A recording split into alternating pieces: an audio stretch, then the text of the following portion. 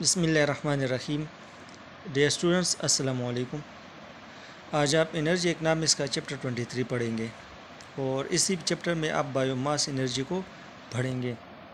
तो biomass energy से पहले आप बायोफ्यूल की बात करें तो बायोफ्यूल वो फ्यूल है जो कि प्लांट बेस्ड ऑर्गेनिक मैटर से हासिल किया जाता है। जैसा कि प्लांट बेस्ड ऑर्गेनिक मैटर जैसा कि चकंदर है, रेपसीड है, सूरजमुखी है, अजनास है, इसी तरह एग्रीकल्चरल वेस्ट है और इस तरह फॉरेस्ट्री रेजिड्यू है, जंगलात या दरख्तों की जो पकाए जाते पत्ते, शाखें वगैरह। तो इन तमाम से हम बायोफ्यूल हासिल करते हैं। तो आपने इसको डिफ़ाइन किया, ये रिन्यूएबल एनर्जी है जो हम हासिल कर रहे हैं, बायोमास एनर्जी, क्योंकि ये जो प्लांट बेस्ड ऑर्गेनिक मैटर है ये रिन्यूएबल है। अब उसकी हम वजाहत करेंगे कि जो प्लांट बेस्ड बायोमास है ये किस तरह पैदा होता है। तो प्लांट्स में एक केमिकल रिएक्शन होता है जिसको फोटोसिंथेसिस कहा जाता है और ये आपने क्लास 8, 9, 10 में पढ़ा था। तो तमाम जो प्लांट का जो बायोमास है, वज़न है, ये फोटोसिंथेसिस की वजह से बनता है। और आपने पढ़ा था कि फोटोसिंथेसिस वो प्रोसेस है जो कि क्लोरोफिल के अंदर होता है और सनलाइट की मौजूदगी में प्लांट्स कार्बन डाइऑक्साइड और वाटर से खुराक, पानी और ऑक्सीजन वो पैदा करता है। तो आप यहाँ पर देख सकते हैं कार्बन डाइऑक्साइड और वाटर और सनलाइट, और यहाँ पर क्लोरोफिल की मौजूदगी में कार्बोहाइड्रेट, वाटर और ऑक्सीजन पैदा की जाती है। तो 112 कैलोरीज ऑफ लाइट एनर्जी वो दरकार होती है 1 मोल ऑफ कार्बोहाइड्रेट बनाने के लिए। कार्बोहाइड्रेट का 1 मोल, या सिंपल कह दें कि C12H22O11 इसका फार्मूला है। तो 1 मोल बनाने के लिए 112 कैलोरीज एनर्जी दरकार होती है। अब ये बात नोट करें कि CH2O ये कार्बोहाइड्रेट का सिंपल फार्मूला है। इसका मतलब ये है अगर कार्बन 1 हो तो हाइड्रोजन 2 होंगे और ऑक्सीजन 1। जैसा कि आप ग्लूकोज में देख सकते हैं कि 6 कार्बन है, तो इसी हिसाब से 6 दूनी 12 हाइड्रोजन है और 6 ऑक्सीजन है। इसी तरह फ्रक्टोज में आप देख लें 6 कार्बन, 12 हाइड्रोजन और 6 ऑक्सीजन। हाँ, अलबत्ता सुक्रोज में आप देखेंगे कि ऑक्सीजन 11 है और हाइड्रोजन वो 22 है, हालांकि ये 24 होना चाहिए और ऑक्सीजन 12। तो जब दो मालिक्यूल आपस में मिलते हैं, ग्लूकोज एंड फ्रक्टोज, तो इसके साथ जो है ना वो वाटर का अखराज होता है। तो इसी वजह से हम आपका जो प्रोडक्ट होगा वो सुक्रोज होगा, जो कि बराबर है C12H22O11 प्लस H2O। तो इन दोनों से वाटर का अखराज होता है, इसी वजह से 2 हाइड्रोजन और 1 ऑक्सीजन कम है। तो carbohydrate form by photosynthesis are glucose and fructose, और ये ग्लूकोज और फ्रक्टोज मिलकर आपस में सुक्रोज बनाते हैं, शुगर। फोटोसिंथेसिस ये एक कम्प्लेक्स प्रोसेस है और आपने पढ़ा था कि इसमें डार्क रिएक्शन है, लाइट रिएक्शन है, मुख्तलिफ स्टेप वाइज ये रिएक्शन होता है और इसमें काफ़ी स्टेप्स इन्वॉल्व होते हैं। अच्छा, ये बात नोट करें कि 2 फिगमेंट्स वो सनलाइट के एब्जॉर्प्शन में इन्वॉल्व है। अब जो सूरज की रोशनी प्लांट्स पर पड़ती है तो प्लांट्स में 2 फिगमेंट है, एक क्लोरोफिल है और दूसरा एंथोसायनिन है। तो दीगर पिगमेंट्स भी है, लेकिन यहाँ पर आप ये पढ़ लें। क्लोरोफिल आप देख सकते हैं कि ये red part of the sunlight को एब्जॉर्ब कर सकता है। अब जो लाइट पड़ती है उसमें मुख्तलिफ स्पेक्ट्रम आप देख लें तो उसमें मुख्तलिफ किस्म के कलर्स होते हैं। तो उसमें जो रोशनी का जो रेड हिस्सा है ये क्लोरोफिल एब्जॉर्ब करता है, और दूसरा जो एंथोसायनिन है तो वो ब्लू जो कलर है वो एब्जॉर्ब करता है। अलबत्ता जो ग्रीन पार्ट है तो प्लांट उसको एब्जॉर्ब नहीं कर सकता, इसी वजह से प्लांट वो उसको रिफ्लेक्ट करता है। यही वजह है कि जो आपको प्लांट नज़र आता है तो उसके पत्तों का कलर वो सब्ज़ होता है। ये इसलिए सब्ज़ होता है कि जो रोशनी उस पर पड़ती है बकाया रोशनी वो एब्जॉर्ब करता है पत्ता, लेकिन जो ग्रीन पार्ट है रोशनी का वो एब्जॉर्ब नहीं करता, उसको रिफ्लेक्ट करता है, इसी वजह से हमें पत्ते सब्ज़ नज़र आते हैं। तो अदर पिगमेंट इज़ एंथोसायनिन, ये आपका अदर पिगमेंट है। अब हम बायोमास साइकिल की बात करते हैं कि unlike combustion of fossil fuel which release carbon dioxide captured by photosynthesis millions of year ago, Carbon dioxide released by biomass is balanced by carbon dioxide captured in the recent growth of the biomass. So there is far less net impact on the greenhouse gas level. अच्छा, यहाँ पर ये बात note करें कि जो आप fossil fuel इस्तेमाल कर रहे हैं, पेट्रोल डीजल वगैरह, तो ये किस तरह वजूद में है? ये जब प्लांट्स और एनिमल्स मर गए और ये रॉक्स के नीचे आ गए, उन पर प्रेशर पड़ा और टेम्परेचर ज़्यादा था, तो उनके अंदर जो ऑर्गेनिक मैटर था वो उससे कोयला बना और पेट्रोलियम बना। अब ये ऑर्गेनिक मैटर ये किस तरह वजूद आए? ये फोटोसिंथेसिस की वजह से, क्योंकि प्लांट्स ने फोटोसिंथेसिस की और एटमॉस्फेयर से कार्बन लिया और वो कार्बन वो ज़मीन में अब दब गया है, उससे पेट्रोलियम बन गया है। अब आप इन पेट्रोलियम को जब इस्तेमाल करेंगे तो इस पेट्रोलियम में जो कार्बन डाइऑक्साइड है या कार्बन मोनोऑक्साइड है वो दोबारा आप एमिट करते हैं, जो कि माहौल में जाकर वो ग्रीन हाउस गैस इफ़ेक्ट काज करता है, और इस गैस को हम ग्रीन हाउस गैस भी कहते हैं, जिससे ग्लोबल वार्मिंग वजूद में आता है, जिससे एयर पोल्यूशन काज होता है। तो अब यहाँ पर हम ये कहना चाहते हैं कि एक तरफ तो आप पेट्रोलियम का इस्तेमाल करें जिससे की वजह से ग्रीन हाउस गैस एमिशन में इजाफा होता है, दूसरी तरफ अगर आप बायोफ्यूल इस्तेमाल करें, फॉर एग्ज़ाम्पल आपने सनफ्लावर अपने खेतों में आपने उगाया और इस सनफ्लावर ने एटमॉस्फेयर से 100 किलो कार्बन डाइऑक्साइड वो जज़ब किया। अब अगर आप उससे बायोफ्यूल इस्तेमाल करेंगे और उस पर गाड़ियाँ चलाएंगे तो ज़ाहिर बात है कि 100 किलो से ज़्यादा तो वो एटमॉस्फेयर में नहीं जाएगा। जितना इन प्लांट्स ने माहौल से लिया है वही गैस वापस माहौल को वो बेच देगा, लिहाजा ये बैलेंस होगा और हमारा माहौल आलूदा नहीं होगा। तो यही वजह है कि हम कहते हैं कि बायोफ्यूल का इस्तेमाल अच्छा है माहौल के लिए। और जब आप इस्तेमाल करेंगे पेट्रोलियम को, फॉसिल फ्यूल्स को, कोयले को, तो इसका नुकसान ये होगा कि मिलियंस ऑफ ईयर्स में ये कार्बन डाइऑक्साइड प्लांट ने हासिल किया था, अब आप इसको इस्तेमाल करेंगे तो ज़ाहिर बात है कि माहौल में ये दोबारा वापस जाएंगे और माहौल में ग्रीन हाउस गैसेस का इजाफा होगा, जिससे आलूदगी बढ़ेगी, जिससे ग्रीन हाउस इफ़ेक्ट बढ़ेगा, जिससे ग्लोबल वार्मिंग बढ़ेगा। ये यहाँ पर ये कहने का मकसद ये है।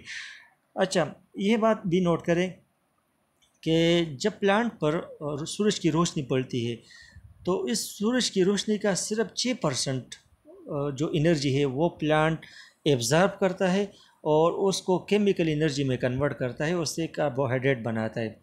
यानी कार्बन डाइऑक्साइड और वाटर को मिलाने के लिए एनर्जी दरकार होती है और वो एनर्जी प्लांट सनलाइट से लेता है, और सनलाइट का सिर्फ 6% एनर्जी वो प्लांट एब्ज़ॉर्ब करता है, उसको केमिकल एनर्जी में कन्वर्ट करता है। लिहाजा solar energy is converted into chemical energy, सिर्फ 6%, और बकाया जो 94% है वो ज़ाया हो जाती है। फोटोसिंथेसिस के बरकस एक और प्रोसेस होता है रेस्पिरेशन। ये प्लांट्स में भी होता है, एनिमल्स में भी होता है। प्लांट्स में ये 24 आवर होता है और एनिमल्स में भी 24 आवर होता है। अलबत्ता फोटोसिंथेसिस सनलाइट की मौजूदगी में होता है। तो रेस्पिरेशन ये फोटोसिंथेसिस का अपोजिट होता है। प्लांट्स क्या करते हैं और एनिमल्स कार्बोहाइड्रेट को बर्न करते हैं, उससे एनर्जी हासिल करते हैं। तो इस बर्निंग की वजह से, इसके इस्तेमाल की वजह से कार्बन डाइऑक्साइड और वाटर रिलीज़ होते हैं। जैसा कि हम कार्बोहाइड्रेट को बर्न करते, एक्सरसाइज करते हैं, तो ये कार्बन डाइऑक्साइड हम निकालते हैं और वाटर को भी बाहर मुँह से निकालते हैं। तो ये रेस्पिरेशन। अच्छा, यहाँ पर एक कहावत है कि आप दिन के वक़्त आप दरख्त के नीचे सो सकते हैं लेकिन रात को ना सोए। तो दिन के वक्त अगर आप सोएंगे तो कोई नुकसान नहीं होगा, क्योंकि प्लांट जो है ना वो ऑक्सीजन खारिज करते हैं, क्योंकि फोटोसिंथेसिस होता है। लेकिन रात में फोटोसिंथेसिस नहीं होता, तो प्लांट्स भी सांस लेते हैं। जब वो सांस लेते तो प्लांट्स स्टोमेटा के ज़रिए ऑक्सीजन वो इनहेल करते हैं, लेते हैं और कार्बन डाइऑक्साइड खारिज करते हैं। तो जब आप प्लांट के नीचे सोएंगे तो ज़ाहिर बात है कि आपको ऑक्सीजन की कमी होगी और इससे आपको सांस लेने में दुश्वारी फील होगी। इसी वजह से आपको कहा जाता है कि रात को वो पौधों के नीचे ना सोए। Estimate of how much plant biomass is produce every year on earth. तो हर साल कितना बायोमास पैदा होता है। तो अगर हम एनुअल प्रोडक्शन की बात करें तो पर मुरब्बा मीटर पर 329 ग्राम वो प्लांट्स वो प्रोड्यूस होता है, बायोमास प्रोड्यूस होता है।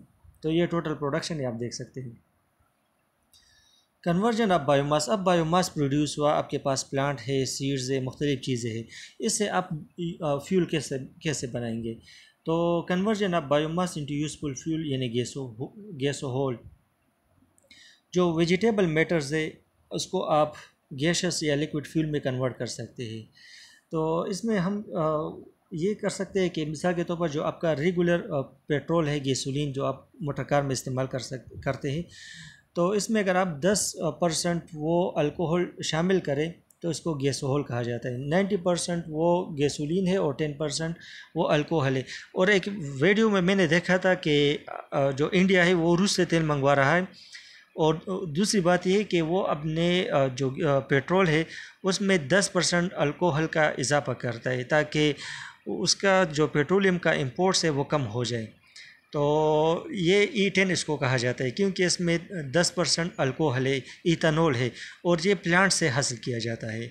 किस तरह हासिल किया जाता है आगे डिस्कस करेंगे। तो use of ethanol as an automobile fuel in the United States date as far back as 1908 to the Ford Model T। अच्छा, ये एक बंदा था, उसने एक गाड़ी ईजाद की थी जिसको फोर्ड मॉडल टी कहा जाता है। तो वो फोर्ड मॉडल टी में इथेनॉल यूज़ किया जाता था। जैसा कि आजकल हम पेट्रोल और डीजल का इस्तेमाल करते हैं, गैसोलीन का, तो उस दौरान वो उसमें अल्कोहल इस्तेमाल करते थे। और ये इथेनॉल ये प्लांट से हासिल की जाती है, जैसा कि सनफ्लावर से। तो इसकी हम वजाहत करते हैं कि हेनरी फोर्ड ये होम ग्रीन रीन्यूएबल फ्यूल का सपोर्टर था कि हम होम ग्रोन रीन्यूएबल फ्यूल इस्तेमाल करें। और उसका जो मॉडल टी था फोर्ड डी, वो उसका इंजन इस तरह मॉडिफाइड किया गया था कि वो गैसोलीन यानी पेट्रोल पर भी चल सकता था और अल्कोहल पर भी। तो इथेनॉल जो कि अल्कोहल का एक टाइप है, तो वो उसके ज़रिए से ये मोटर कारें चलती थी 1920 में और 1930 में। तो इसका बुनियादी मकसद कोशिश ये थी 1920s और 30 में कि यूएस का जो इथेनॉल प्रोग्राम है उसको बरकरार रखा जाए ताकि हम अपने गाड़ियों को ख़ुद उसके लिए फ्यूल प्रोड्यूस कर सके और हम खुद के फ्यूल हो। फिर standard oil marketed A 25% ethanol by volume gasoline in the 1920s in the Baltimore area. Baltimore area में उन्होंने गैसोलीन में 25% जो है ना वो इथेनॉल शामिल किया, और बकाया 75% वो आम जो रेगुलर पेट्रोल और गैसोलीन है वो इस्तेमाल की जाती है। ये नहीं, ये एक मिक्सचर था। अच्छा, दूसरी जंग अज़ीम के बाद एग्रीकल्चर का से फ्यूल बनाने का जो इंटरेस्ट था वो थोड़ा कम हो गया। वजह ये थी कि पेट्रोलियम और नेचुरल गैस वो अवेलेबल था लार्ज क्वांटिटीज़ में और कम खर्चे पर अवेलेबल था। तो इसी वजह से हुकूमत ने इन जो किसान थे, काश्तकार थे, उनको इंसेंटिव्स नहीं दिए, जिसकी वजह से ये जो लिक्विड फ्यूल है उसको रिप्लेस किया गया और लोग पेट्रोलियम और नेचुरल गैस को इस्तेमाल करने लगे। फिर फेडरल ऑफिशियल ने अल्कोहल फ्यूल प्रोडक्शन में दिलचस्पी ख़त्म की, और जो वहाँ पर डिस्टिलरीज थी जिसमें डिस्टिलेशन होता था, और इससे मतलब ये कि जो वेजिटेबल्स थी या जो सनफ्लावर और दीगर जो एग्रीकल्चर प्रोडक्ट्स हैं उनसे उन फैक्ट्रीज़ में वो बायोफ्यूल बनाए जाते थे, तो उनको डिसमेंटल किया गया, उनको बंद किया गया। और सिर्फ जो बेवरेज अल्कोहल्स है जो कि मशरूबात है, जो कि शराब पीने के लिए इस्तेमाल की जाती थी, उसके लिए सिर्फ इस्तेमाल किया गया। फिर 1970s में मसला पैदा हुआ और हमने देखा था कि 1972-73 में बहुत महंगाई आई, और इसकी वजह ये थी कि अरब ममालिक ने और जो पेट्रोलियम एक्सपोर्टिंग कंट्रीज़ है उन्होंने सप्लाई रोक दी, उसको कम की। तो अमेरिका में नेशनल सिक्योरिटी इशू पैदा हुआ सलामती का, तो इसी वजह से उन्होंने दोबारा वो इथेनॉल की तरफ चले गए और बायोफ्यूल की तरफ चले गए। और दूसरी वजह ये कि इस गैसोलीन में लेड होता है, लेड कार्सिनोजन है, ये एक ऐसा मेटल है जो कि कैंसर काज करता है। तो इससे बचने के लिए उन्होंने बायोफ्यूल की तरफ दोबारा रुख किया। तो ये गैसोलीन जो सोर्सेज है यानी प्लांट्स बेस जो ऑर्गेनिक मैटर है उनसे बायोफ्यूल तैयार किया जाता है। और किस तरह तैयार किया जाता है इसको देख लें। सपोज़ करें ये हमारे पास गैसोलीन ब्लेंड है, आपके पास चुकंदर है, शुगर केन है, गन्ना है, गंदम है, इसी तरह ज्वार है, मकई वगैरह और आलू है। तो इससे स्टार्च उसको ग्राइंड किया जाता है, उससे एक किस्म का निशास्ता होता है कार्बोहाइड्रेट जिसको स्टार्च कहते हैं, प्लांट्स में मौजूद होता है, वो निकाला जाता है। तो फिर स्टार्च में जो यीस्ट एंजाइम है, फंजाई है, वो फर्मेंटेशन शुरू कर देता है। तो जब वो फर्मेंटेशन शुरू करता है तो इससे इथेनॉल बनता है, और आपने बायोलॉजी में पढ़ा होगा तो फिर इस इथेनॉल से वाटर को निकाला जाता है और ये जो गैसोलीन है उसके साथ शामिल किया जाता है। जैसा कि मैंने कहा कि E10 है, उसमें 10% वो इथेनॉल है और 90% वो गैसोलीन है, तो इसको गैसोलीन ब्लेंड कहा जाता है यानी मिक्सचर कहा जाता है। तो इसका फ़ायदा ये होगा कि मिसाल के तौर पर आपका 100 लीटर इस्तेमाल होगा तो आपका 90 लीटर इस्तेमाल होगा और 10 लीटर्स आप इसमें इथेनॉल शामिल करेंगे, तो इससे आपका जो खर्चा है वो कम होगा। दूसरा है ये आपका रेपसीड ऑयल है और सनफ्लावर ऑयल है, तो इसकी आप ट्रांसेस्ट्रिफिकेशन करेंगे। ट्रांसेस्ट्रिफिकेशन का मतलब ये है कि इस ऑयल में ट्राइग्लिसराइड होते हैं, तो उसके साथ आप जो मीथानॉल है, अल्कोहल का एक टाइप है, वो ऐड करते हैं। तो जब आप उसको ऐड करते हैं और इसके साथ आप पोटासियम हाइड्रोक्साइड या सोडियम हाइड्रोक्साइड मिलाते बतौर एंजाइम, तो इससे मीथाइल ईस्टर बनता है जो कि बायोडीज़ल उसको कहते हैं। तो फिर इसकी आप क्या करते हैं, इसकी सफाई करते हैं, डिस्टिलेशन करते हैं और आखिर में आप इसको डीज़ल के साथ मिलाते हैं और इससे डीज़ल ब्लेंड तो बायोडीज़ल प्लस डीज़ल, आम डीज़ल जो आप इस्तेमाल करते हैं, तो इसके मिक्सचर को डीज़ल ब्लेंड कहा जाता है। तो आजकल हम डीज़ल ब्लेंड इस्तेमाल करते हैं और गैसोलीन ब्लेंड, खुसूसन इंडिया में ये इस्तेमाल ज़्यादा है। दूसरा है हाइड्रो ट्रीटमेंट, जो आपका डीज़ल है या केरोसिन ब्लेंड है। तो हाइड्रो HVO क्या है, हाइड्रो ट्रीटमेंट वेजिटेबल ऑयल। तो ये किस तरह होता है कि आपका रेपसीड ऑयल है या सनफ्लावर ऑयल है और उसके साथ हाइड्रोजन शामिल की जाती है, तो हाइड्रोजन की शामिल होने की वजह से इससे हाइड्रो ट्रीटेड वेजिटेबल ऑयल वो उससे कन्वर्ट होता है, फिर उसकी सफाई की जाती है, इसकी डिस्टिलेशन की जाती है और फिर उसको डीज़ल के साथ या मिट्टी के तेल के साथ उसको ऐड किया जाता है और या डीज़ल ब्लेंड या केरोसिन ब्लेंड इस्तेमाल की वो पैदा की जाती है। तो इसका फ़ायदा ये हुआ बायोफ्यूल का कि हमारे जो फॉसिल फ्यूल है, पेट्रोलियम है, उसके इस्तेमाल में कमी आएगी और इससे ये फ़ायदा ये होगा कि हमारे इंपोर्ट्स कम हो जाएंगे और हमारी ग्रीन हाउस गैस एमिशन भी कम हो जाएगी। अच्छा, इथेनॉल फ्यूल गैसोहॉल, जैसा कि मैंने आपको बताया कि इसमें 6 से लेकर 10% इथेनॉल होता है और बकाया 90% वो गैसोलीन होता है। E85 में 70 से लेकर 81 या 85% इथेनॉल होता है और बकाया आम गैसोलीन होता है। ज़्यादातर इथेनॉल होता है जो कि plant based organic matter biofuel है। E95 ये डीनेचरेटेड इथेनॉल है और ये इसको आप सिर्फ मशीन में इस्तेमाल कर सकते हैं, इसको आप ड्रिंक्स के तौर पर इस्तेमाल नहीं कर, क्योंकि ये डीनेचर है। इसी तरह E20 ये जो मिनेसोटा एक सिटी है और इसमें ये 20% इथेनॉल शामिल की जाती है गैसोलीन में।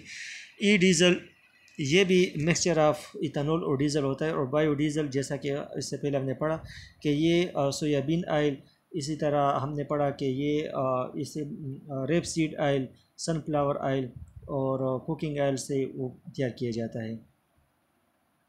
यहाँ पर आप देख सकते हैं, ये ग्राफ देख ले कि US fuel ethanol production capacity by region, तो मुख्तलिफ इलाकों में कितना वो बायोफ्यूल वो प्रोड्यूस होता है। तो ये आपका चैप्टर था और जहाँ पर आपको मुश्किल हो आप कमेंट कर सकते हैं, इंशाल्लाह मैं आपको रिप्लाई करूँगा। अल्लाह हाफिज़।